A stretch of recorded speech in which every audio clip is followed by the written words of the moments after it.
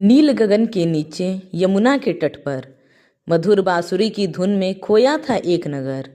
वह था वृंदावन, प्रेम का अमर धाम, जहाँ हर श्वास में बसता था श्याम का नाम।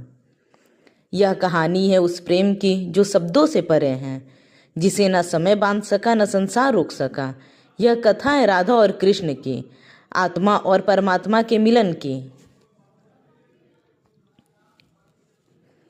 वृंदावन की सुबह थी। यमुना की लहरें गुनगुनाती थी गीत, कदम्ब के वृक्ष झूमते थे संगीत। गोपियाँ भरती थी जल, हंसी में थी मिठास, हर दिशा में बिखरता था प्रेम का प्रकाश। तभी एक धुन उठती है दूर कहीं से, मनोहर मधुर जैसे दिल के किसी कोने से। वह बांसुरी थी, वह जादू था, वह कृष्ण थे जिनमें सारा ब्रह्मांड समाया था। जब जब कृष्ण बांसुरी बजाते, हर जीव हर प्राणी उनकी ओर खिंचा चला आता। बरसाने की गलियों से आई एक छवि, जिसकी आंखों में थी अनंत गहराई। वह थी राधा, प्रेम की मूर्ति, जिसकी मुस्कान में छिपी थी सृष्टि की शक्ति। कृष्ण ने देखा, समय थम गया, दोनों की आंखों में संसार समा गया। ना शब्द थे ना कोई संवाद, बस आत्मा से आत्मा का हुआ था मिलाप। यह कोई साधारण मिलन नहीं था, यह था जन्मों का बंधन जो आज फिर जाग उठा। रात का अंधकार चांदनी में बदल गया जब कृष्ण ने बांसुरी का स्वर छेड़ दिया। गोपियां सब कुछ छोड़ दौड़ी आईं, क्योंकि वह स्वर सीधे दिल को छूता था भाई। राधा भी आई, प्रेम में डूबी हुई, हर कदम पर कृष्ण के करीब होती हुई। कृष्ण ने रचा एक अद्भुत खेल, हर गोपी के संग हर दिल के मेल। पर राधा के बिना सब अधूरा था, क्योंकि राधा ही कृष्ण का पूरा रूप था। रासलीला केवल नृत्य नहीं था, वह आत्माओं का संगम था, जहां हर कोई कृष्ण को अपना मानता था।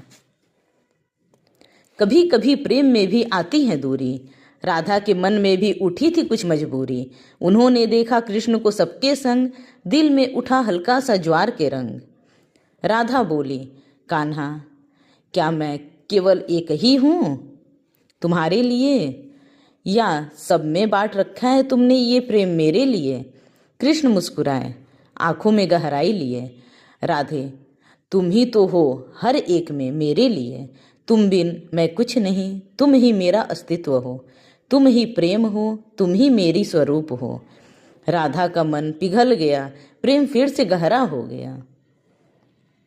विरह की अग्नि, जब कृष्ण को मथुरा जाने के लिए निमंत्रण आया, तब ये उस समय की दृश्य हैं।